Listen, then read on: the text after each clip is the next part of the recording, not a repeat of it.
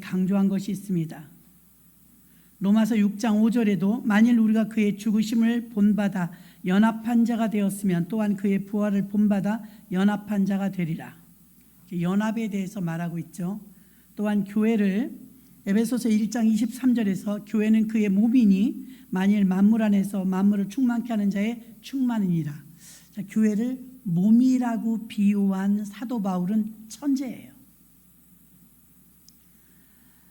예전에 큰 대학병원에서요, 어떤 분이 사지가 이렇게 뒤틀리는 병에 걸린 거예요.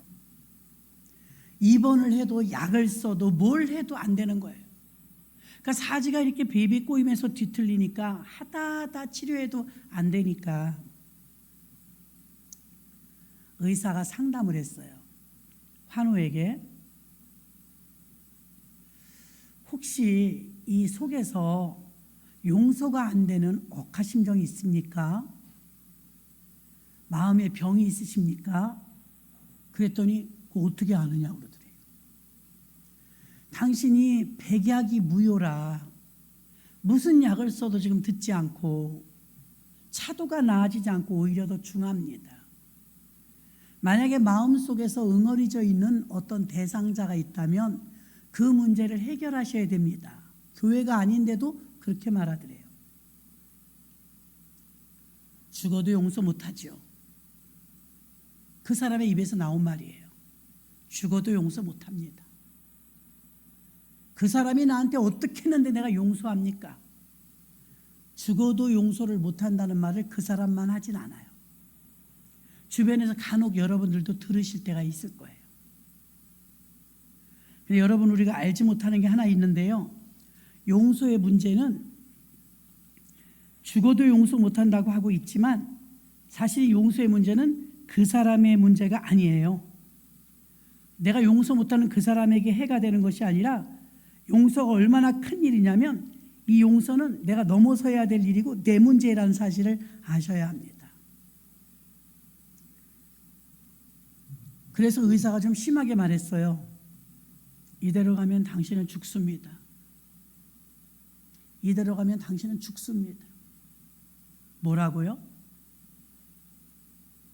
사지가 계속 꼬이다가 막바지에 가면 당신의 생명은 다합니다. 그 사람이 중요합니까? 당신이 중요합니까? 가만히 맨날 며칠을 고민하고 생각한 거예요. 용서가 안 되는데 어떻게 용서하지? 근데 용서를 안 하면 내가 죽는데 내 생명보다 귀할까? 내 생명보다 귀하진 않잖아요. 그 사람 때문에 내가 죽는 건 더 억울하지. 이런 생각, 저런 생각을 하다가 그 사람이 드디어 털어내려는 생각을 했어요. 야, 내가 죽는 것보단 차라리 용서를 하자. 잊어버리자. 그러면서 마음속에서 힘들지만 억지로 떼내기 시작했어요. 그리고 이번 환자는 그를 용서하고 자기를 위해서 용서하고 사지가 풀리기 시작했습니다. 어떤 면에서는 이 문제가 내가 이 몸 아픈 것과 그것과 무슨 상관이 있냐 이렇게 생각할지 모르지만 어느 성도님이 다리가 아프대요.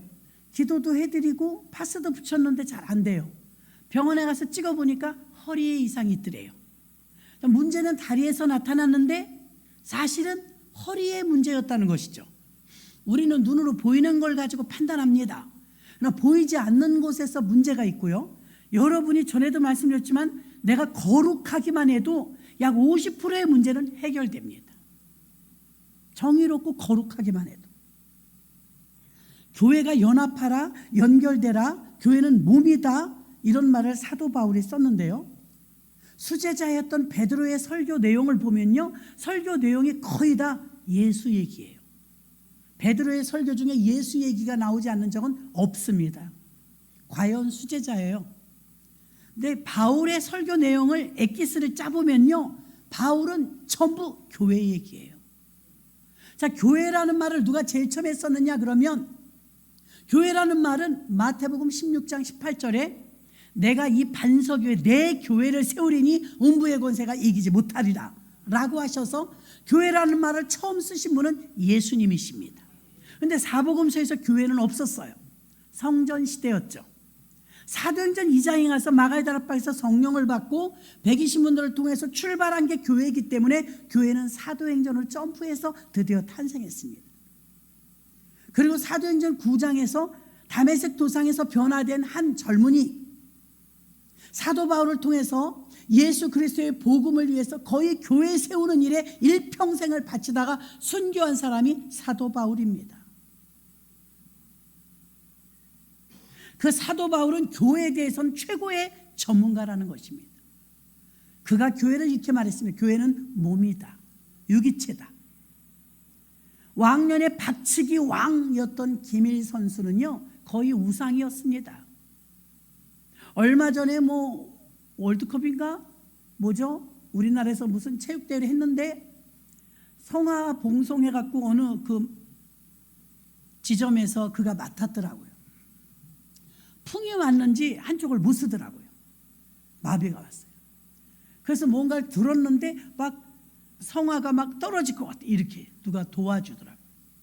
그분이 그 전 세계인들이 쳐다보는데 그렇게 하고 싶겠어요? 편마비가 온 거죠. 그럼 우린 말합니다. 저분 풍 맞았네. 이렇게 말해요. 마비가 오신 분들 보면 오른쪽 아니면 왼쪽으로 옵니다. 그 왼쪽에 오신 분들은 이렇게 걸어요. 그렇죠? 오른쪽에 마비가 오시면 이렇게 걸어요. 그럼 오른팔 왼팔 이걸 못 움직인단 말입니다. 그 상태를 우리는 고장났다고 말해요. 자, 고장난 교회가 얼마나 많습니까? 마음대로 움직여지지 않아요. 손과 발과 눈과 코와 입이 지체가 바디, 몸을 위해서 모든 지체가 붙어 있는 건데 몸에 팔 따로 다리 따로 눈 따로 코 따로 있다면 그건 괴물이지 사람이 아니죠. 자, 몸이 되려면 다 붙어 있어야 됩니다. 건강한 교회는 일사불란하게 다 같이 한 마음 한 뜻이어야 된다 이 말입니다. 자, 고린도 교회를 사도 바울이 굉장히 걱정했습니다. 가는 곳곳마다 세우면 교회가 세워졌는데요, 고린도 교회가 골치예요. 왜 골치냐? 분열. 교회 안에서 분열이 일어나는, 한국 교회하고 고린도 교회가 가장 비슷합니다. 한국 교회 열정 뒤지지 않죠.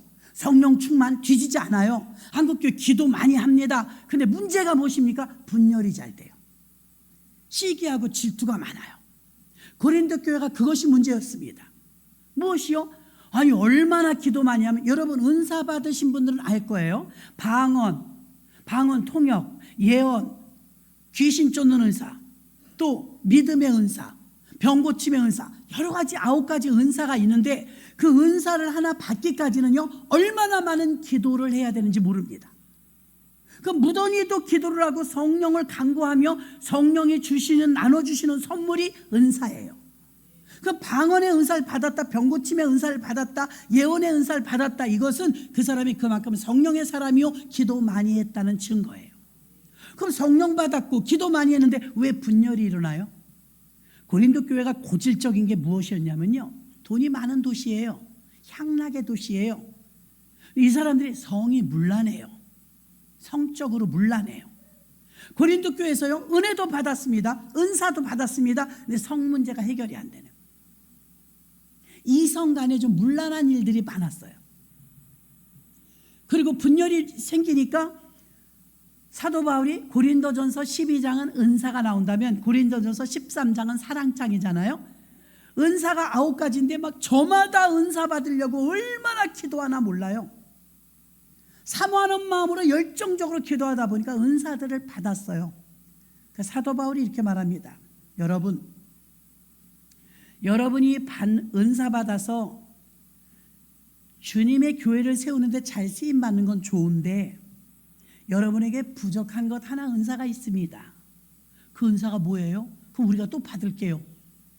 예, 그 부족한 은사는 더욱 큰 은사인데 이 9가지의 은사보다 더 월등한 은사입니다. 야, 나 그거 받고 싶습니다. 나도 그런 은사 받고 싶어요. 그렇게 말했을 때 사도 바울이 뭐라고 말합니까? 그 은사는 사랑입니다. 사랑은 오래 참고, 사랑은 온유하며 사랑은 투기하지 아니하며 쭉 15가지의 사랑의 특성을 나열하다 맨 마지막에 사랑은 모든 것을 견디느니라 이렇게 말하죠. 그러니까 여러분들이 받아야 될 은사는 사랑입니다.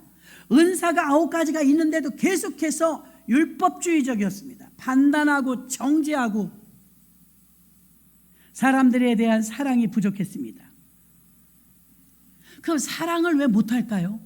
그렇게 은사도 받았는데 기도도 많이 하는데 은사도 받았는데 사랑을 하지 못한다.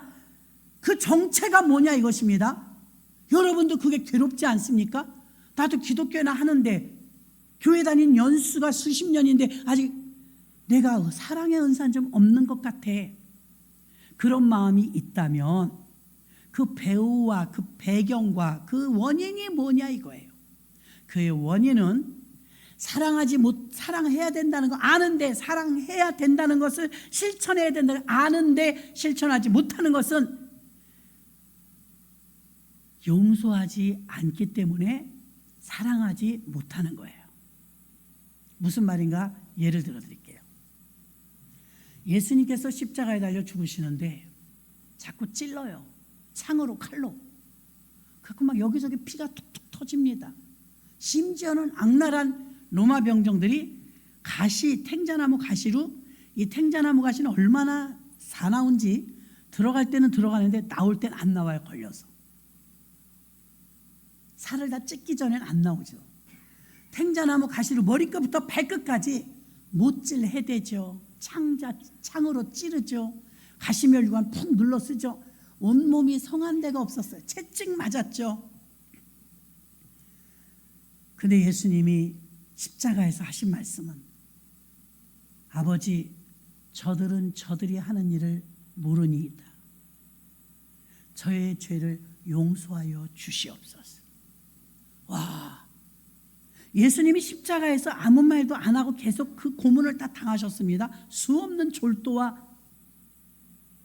졸도를 얼마나 많이 하셨는지 아십니까?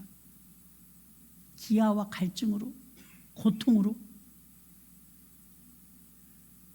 예수님께서 그 고통을 겪으시는데 변명을 하거나 반박을 하거나 항거하거나 하는 흔적이 없어요. 이사야 53장의 말씀처럼 털 깎는 자 앞에 잠잠한 양 같았습니다. 그럼 예수님이 그 침묵, 그 아픈데 침묵하신 예수님의 침묵은 신음소리 하나도 내지 않는 그 침묵의 의미가 무엇이냐 이것입니다. 예수님이 아무 말도 안 하셨을까? 힘들어서? 예수님이 아무 말도 안 하신 그 침묵의 의미는 하나님 아버지께 대한 순종의 의미입니다. 순종. 죽기로 하고 왔으니까 그냥 깨끗하게 죽자. 자, 그러면 침묵하는 것도 대단한 건데 거기서 더 나아가 저들의 죄를 용서해달라고 그렇게까지 하시진 않아도 되잖아요. 자기를 찌르는 자들을 용서해달래요. 우리는 한 대를 맞으면 참지 못합니다. 나는 건들면 가만 안 있어. 나는 늘 착하지만 건들면 가만 안 있어. 그거 착한 거 아닙니다. 건드려도 참는 게 착한 겁니다. 그래서 공격을 가하는 그들에게 저희의 죄를 용서하여 주시옵소서. 자, 예수님은 십자가에서 사랑을 완성하셨죠. 우리 교회 3살짜리 어린아이에게 이렇게 물었습니다. 제가 예수님은 어떤 분이야? 내가 물었어요. 얘가요, 날 제일로 좋아하시는 분이요 이래요. 와, 예수님은 성공하셨어요. 자, 어린아이도 아는 일이에요. 여러분에게 물어봐도 답이 다르지 않아요. 주님은 여러분을 사랑하십니다. 저도 그걸 의심치 않아요. 기가 막힌 것은요, 내가 주님이 나를 사랑하신다는 걸 조금 더 의심하지 않을 정도로 주님은 우리 모두에게 풍성한 사랑을 주셨어요. 그러니까 의심하지 않는 거예요. 그 예수님의 그 사랑은 도대체 어떤 사랑이길래 아무도 의심하지 않느냐 이 말이에요. 가식으로 했는데 우리가 속을까요? 아니요. 예수님의 사랑은 용서가 포함된 사랑이었습니다. 저와 여러분 죄 없을까요? 어림없잖아요, 여러분. 저도 여러분도 다 죄인이잖아요. 인정하시지요? 저 우리도 모두 죄인이에요. 죄인인데 우리를 죄에 대해서 묻지도 따지지도 않고 그대로 품어주신 분이 누구냐면 예수 그리스도이십니다. 믿습니까? 여러분 다 수용하셨어요. 있는 죄 그대로 안고 수용하셨어요. 자, 성경 말씀에 분명하게 죄의 삭은 사망이라, 죄 지었으면 죽어야 된대. 큰 죄 작은 죄는 우리가 논하는 거고, 하나님은 큰 죄든 작은 죄든 죄를 지었으면 죽어야 되는 게 하나님이 만들어 놓은 법이에요. 하나님이 그리 끔찍히 사랑하시는 사람들이 죄를 다 지었네. 아담부터 시작해서. 그럼 다 죽어야 돼요. 하나님의 고민이 시작된 거예요. 내 백성이, 내 아들과 딸들이 이러다 다 죽게 생겼다.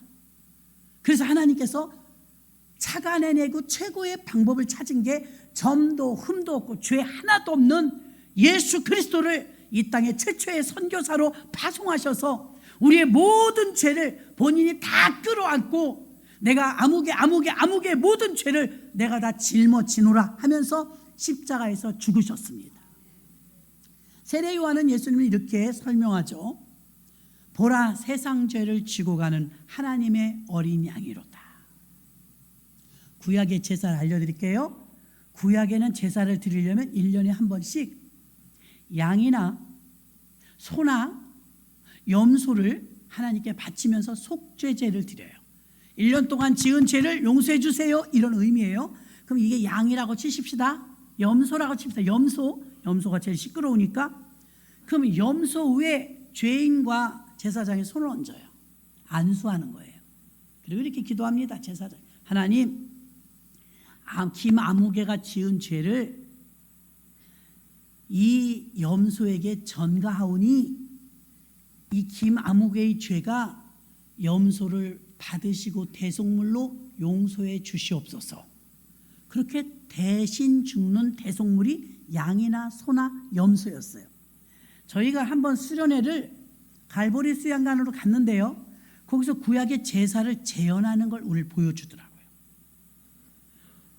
충격이었어요. 성경에서 수도 없이 읽었지만 염소를 끌고 오는데 제사장이 죽을 줄 알고 발가락이 부러지도록 버티더라고요.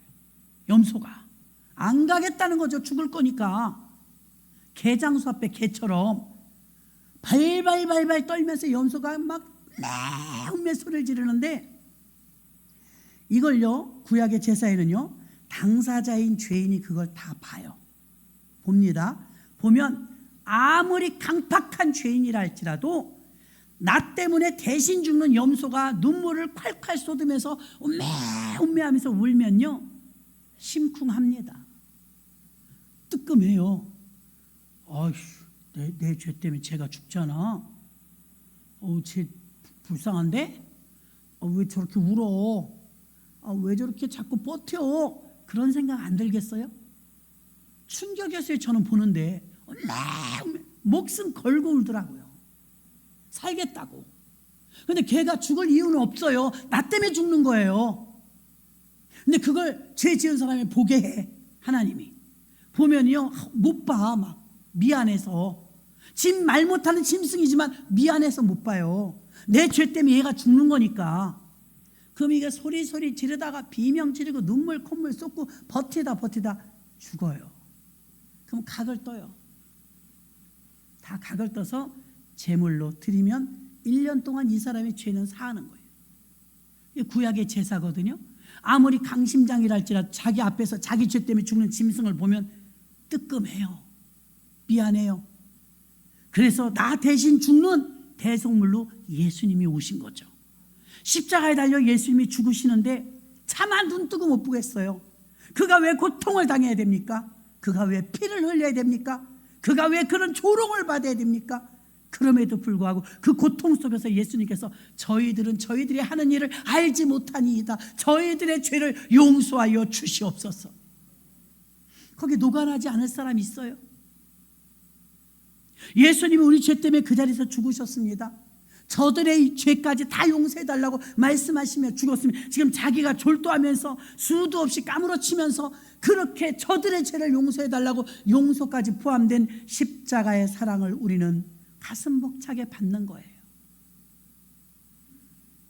용서가 포함되지 않으면 주님의 십자가의 구원이 감격스럽지 않아요. 그래서 저와 여러분이 놀랍도록 하나님의 은혜와 사랑으로 우리가 살아야 됨은 하나님만이 나의 구원자이십니다. 십자가의 사랑만이 진짜 사랑입니다. 이런 고백이 저와 여러분에게 있어야 될 줄로 믿습니다. 그 예수님이 마지막으로 하실 때 하신 게 용서였어요. 저들의 죄를 용서해 주옵소서. 그 혜택의 수혜자가 우리들이에요. 아멘이십니까? 그래서 주님이 아무 조건 없이 우리를 용서해 주신 내 김아무개, 박아무개가 죽어도 용서 못할 정도로 미워도 우리가 그 상대자들의 문제가 아니라 십자가에 주님이 나를 무조건 용서해 주신 그 사랑에 기준하여 예수 믿는 우리는 무조건 용서해야 합니다. 왜냐하면 예수님이 우리를 그렇게 용서해 주셨거든요. 묻지도 따지지도 않고 중보기도 해 주셨거든요. 오늘날 성도들은요, 그 구원이 아주 값어치 없는지 압니다.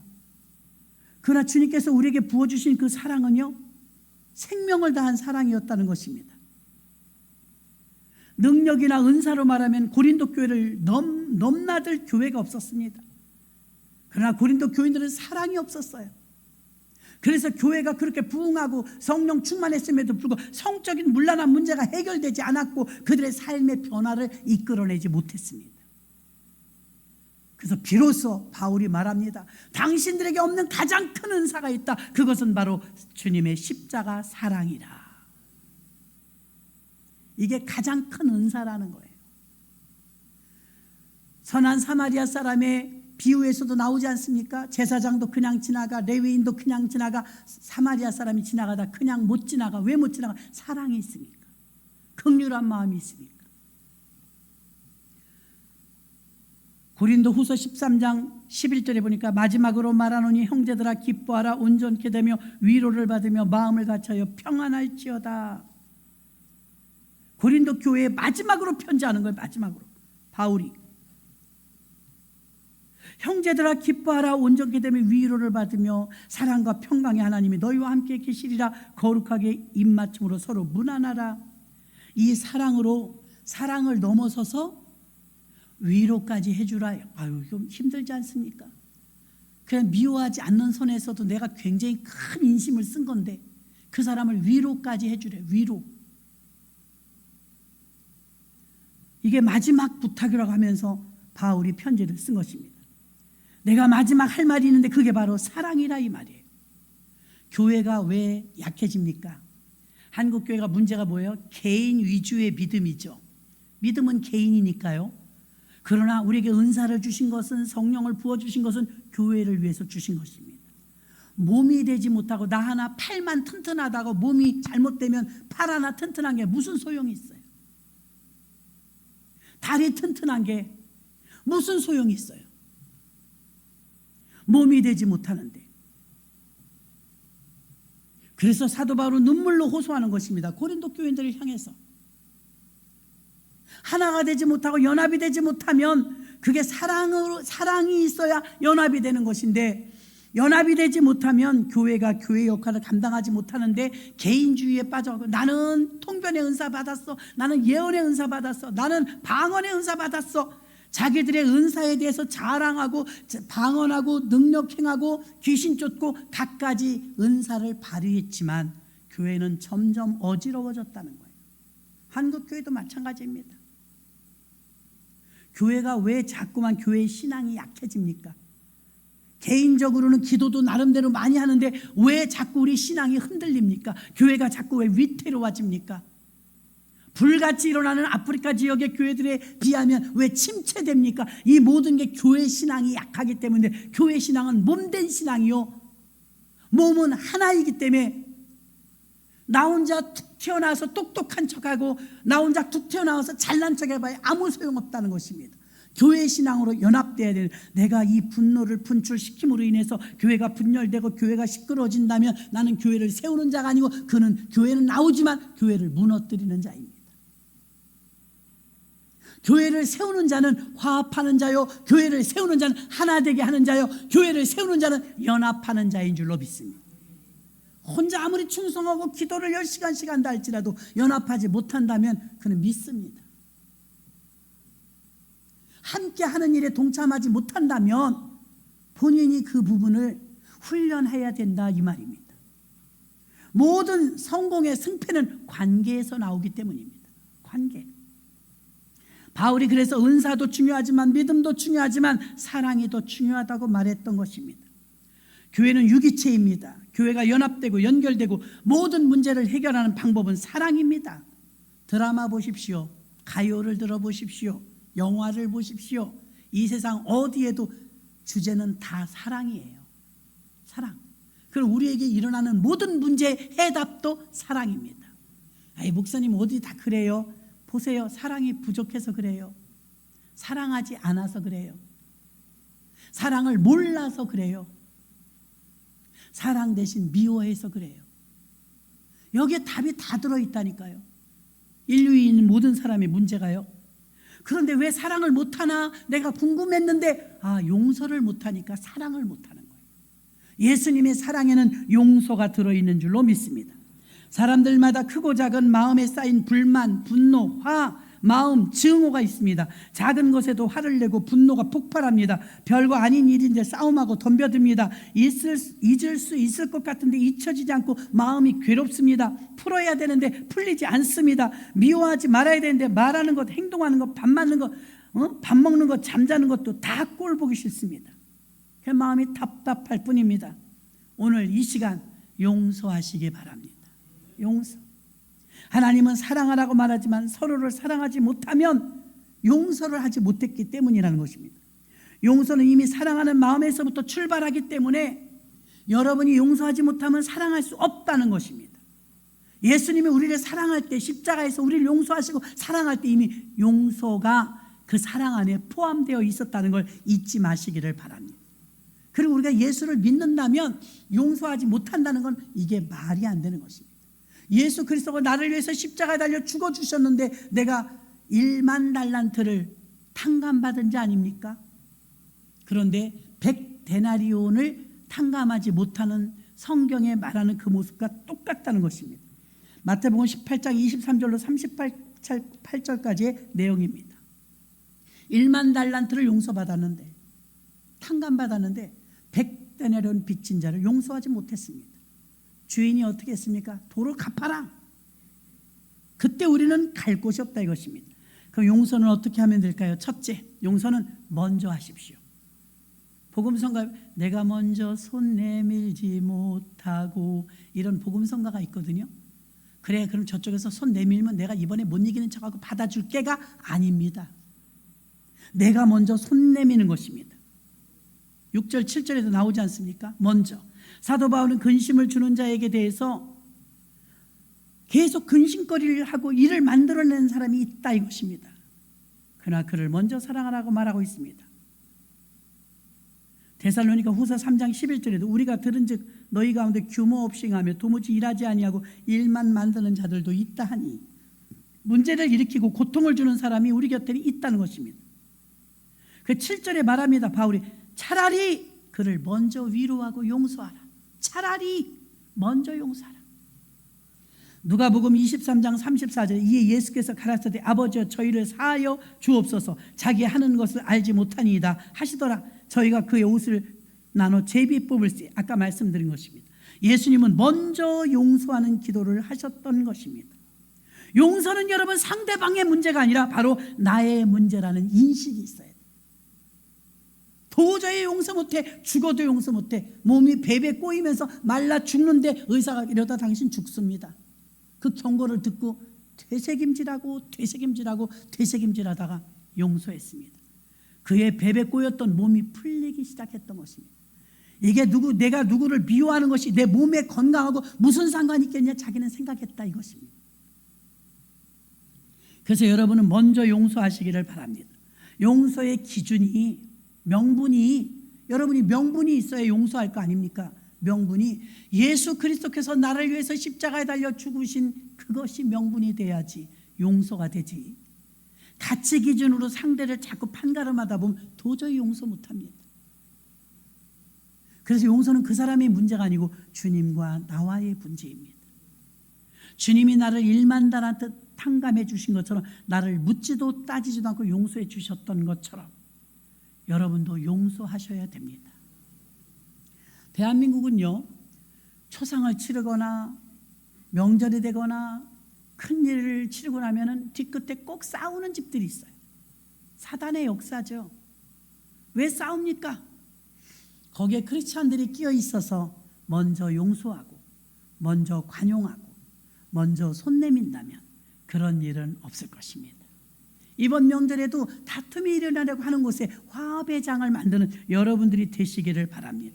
예수님이 먼저 용서하라고 하셨기 때문입니다. 교회는요, 누군가 먼저 용서해 주는 사람들이 있을 때 사랑의 공동체가 되고 연합의 유기체가 되는 것입니다. 용서할 때 사람이 모이는 것이지 용서를 받아내려고 교회 오시면 사람이 모이지 않습니다. 어떤 사람은 용서를 받아내려고 교회로 옵니다. 내가 저 사람이 인정하고 나한테 사과할 때까지 내가 절대 못 기다려. 저 사람이 먼저 나한테 사과하면 내가 용서해 줄 거야. 그것은 잘못된 출발이라는 것입니다. 그래서 용서는 내가 먼저 하시기를 주의 이름으로 축원합니다. 두 번째는요, 용서는 마음으로부터 하시기 바랍니다. 여러분, 겉으로만 그냥 할 수 있어요. 어느 날 베드로가 물었어요. 주님, 용서는 몇 번 해줘야 돼요? 70번씩 7번이라고 하나. 그럼 490번이나요? 똑같은 죄목에 대해서 490번. 정말 숫자 얘기일까요? 490번 용서하라는 얘기가 아니에요. 숫자로 490번을 용서해도 입으로만 용서하고 마음으로 용서 안 할 수 있거든요. 숫자의 의미가 아닙니다. 진리의 의미입니다. 진리. 무한대로 용서하라 이 말이에요. 무한대로. 마음에서부터 용서하지 않겠다는 괘씸한 마음을 풀으라 이 말입니다. 사도 바울은 용서와 위로를 같이 하라고 7절에 말하고 있고요. 용서란 잘못한 것을 덮어주는 것이죠. 거기에 위로까지 한다면 괴로움과 슬픔을 덜어주는 것입니다. 용서보다 위로는 더 적극적인 것입니다. 상대방을 이해하고 잘못한 것을 용서하는 것은 위로하는 것에 비하면 오히려 약하죠.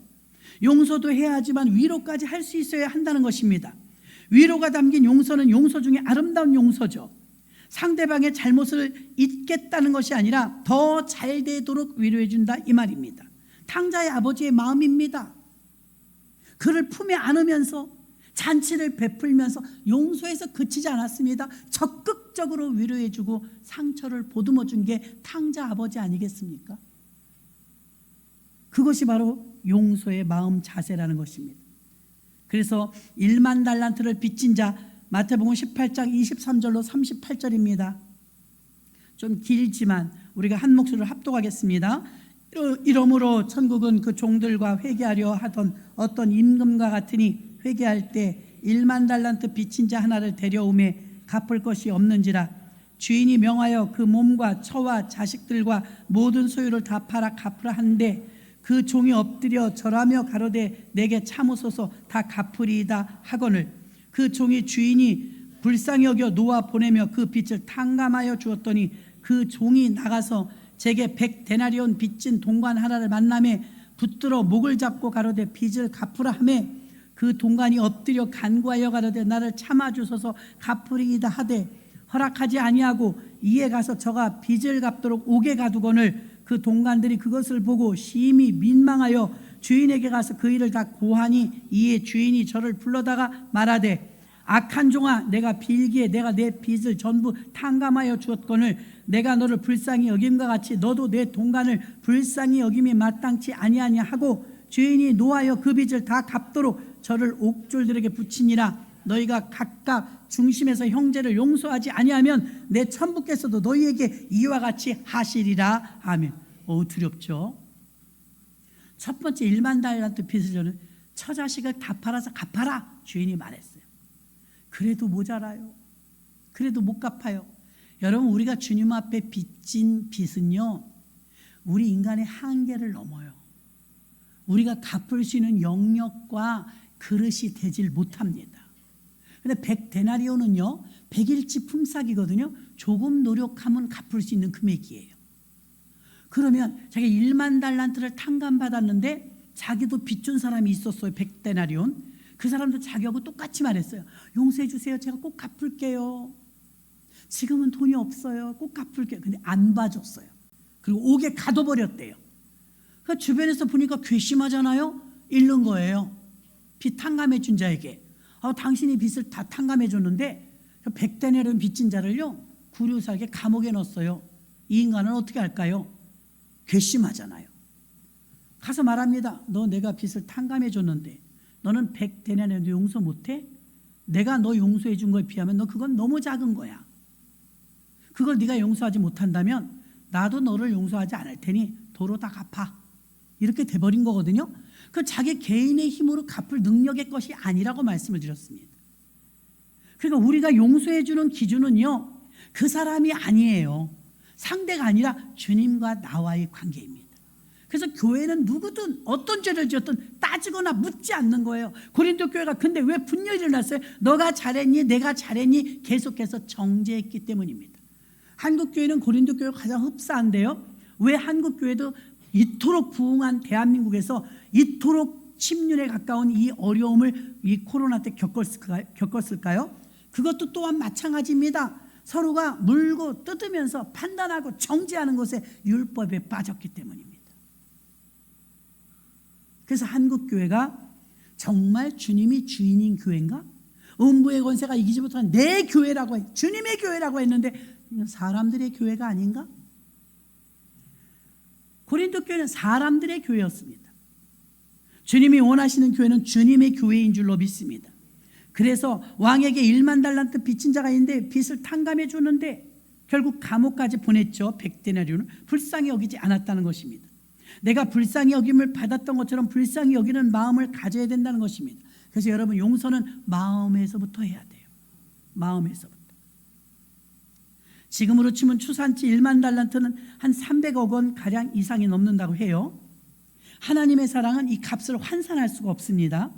사람과 사람과의 관계 속에서 하나님의 이 큰 은혜를 우리가 다 갚을 수 없습니다. 용서는 마음부터 용서가 되어야 하기 때문에 용서하는 마음이 없다면, 입으로만 그냥 겉처리로 한다면 하나님도 우리를 용서하지 않는다는 말입니다. 용서하는 마음을 달라고 여러분 기도하시기 바랍니다. 좀 부끄러운 일이지만 과거에 저도 집사 때 그런 일이 있어요. 근데 정말 심각할 정도로 이제 마음에 상처까지 생기려고 하니까 기도하게 됐어요. 기도했더니 하나님께서 그 기도를 기뻐 받으셔갖고 저는 자신 있게 말할 수 있습니다. 여러분, 혹시 미운 사람이 있으면 그 사람을 위해서 기도하십시오. 그 미운 감정이 없어져 버려. 깨끗이 없어져 버려. 내 자신의 마음을 닫혀 있거나 미움과 증오와 분노가 쌓여 있다면 그 미운 마음을 녹여달라고 여러분이 기도하셔야 됩니다. 잘 안 되면 갈보리의 십자가의 주님을 바라보시기 바랍니다.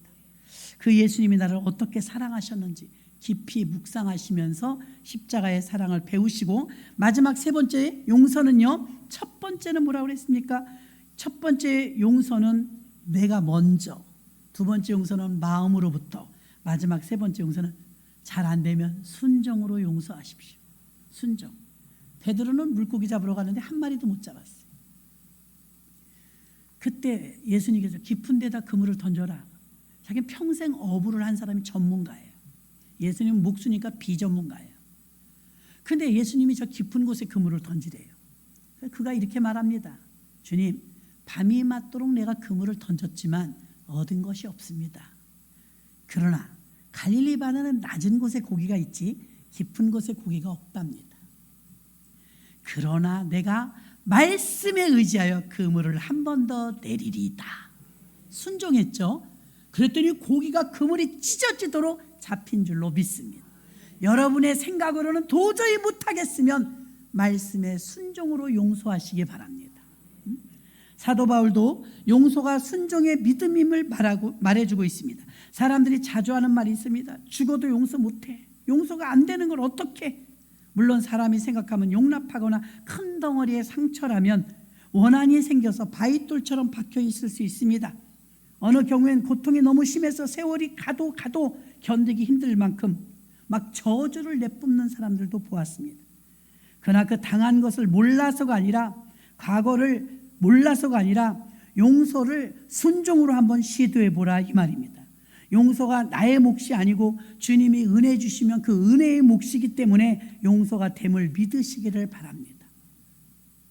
마태복음 18장 21절로 22절 보니까 그때 베드로가 나와 가로되 주여 형제가 내게 죄를 범하면 몇 번이나 용서하여 주리까 7번까지 하오리까 예수께서 가라사대 내게 이르는 7번씩 아니라 70번씩 7번이라도 할지니라. 아멘. 용서는 숫자의 개념이 아니라는 걸 말해줍니다. 용서는 하나님의 사랑과 성경 말씀에 입각하여 순종하는 것입니다. 사단은 자꾸만 우리가 용서하지 못하도록 끄집어냅니다. 상처를 끄집어내고 자꾸만 감정을 극대화시킵니다. 그래서 자꾸 하나님과의 관계를 단절시키고 사람의 원수 관계를 더 많이 그 사람 편드는 사람까지 원수를 만들어버립니다. 여러분에게 지금 필요한 건 오늘 성만찬 예식을 하는 것처럼 주님의 보혈이 필요합니다. 십자가 보혈만이 여러분에게 덮어줄 수 있습니다. 그 보혈로 내가 죄 씻음을 받는 그 순간 용서 못할 사람은 아무도 없다는 것입니다. 하나님은 사랑을 통하여 사람들에게 은혜를 베풀고 용서를 통하여 죄로부터 자유를 주는 것입니다. 용서를 해보십시오. 자유가 올 것입니다. 용서가 능력인 것입니다. 또 용서는 적극적인 믿음의 행위인 것입니다. 주기도문에 말합니다. 우리가 우리의 죄를 사하여 준 것 같이 우리 죄를 사하여 주옵시고 내가 먼저 용서해야 용서받는다고 말하고 있습니다. 우리 교회는 용서가 넘치는 교회가 되시기를 바랍니다. 목사님 아무개가 이래요 저래요 소리보다 다 용서가 되어주고 여러분이 수용이 되는 자리에 들어간다면 우리 교회는 몸된 교회로서 유기체적 교회로서 조금도 손색함이 없을 것입니다. 여러분이 자단해 보십시오. 나는 불평과 원망과 또 누군가에 대해서 계속 정죄하고 있지 않은가? 예, 그 마음 안에 사랑이 없기 때문입니다. 그럼 사랑이 왜 없을까? 용서를 못해서 용서의 문제를 해결하지 못했기 때문에 사랑이 분출되지 않는 것입니다. 사랑이 충만하니까 3살 먹은 아이가 예수님은 날 제일 사랑하는 분이에요. 기특하게 말하더라고요. 그거를 똑바로 이렇게 가르쳐준 부모도 목사님도 선생님도 없었을 거예요. 그런데 교회만 모태신앙으로 나오는데 예수님이 자기를 제일 사랑한대요. 정답을 말하고 있지 않습니까? 주님은 여러분을 얼마나 사랑하시냐면 자신의 생명과 바꿀 정도로 사랑하십니다. 이 세상에 예수님의 사랑을 비교할 데가 없지만 그나마 비교한다면 부모님의 사랑 가장 비슷하지 않을까 싶습니다. 부모님의 사랑은 나보다 자식이 우선입니다. 이걸 의심하는 자식은 거의 없을 것입니다. 주님의 사랑이 여러분에게 용서의 사랑이었기 때문에 이번 명절에 또 혹시라도 격조했던 분이 있다면 먼저 손 내미시고 먼저 다가가셔서 예수 믿는 사람이 다르네 하는 소리 들을 수 있고 여러분 자체가 움직이는 전도지가 되어서 용서와 화합이 장이 되어 주시고 더 화기애애한 가족들의 모임이 되시기를 주님의 이름으로 축원합니다. 하나님 아버지 감사합니다. 우리는 이제 성찬을 떼려고 합니다. 주의 은혜로 우리를 모두 붙잡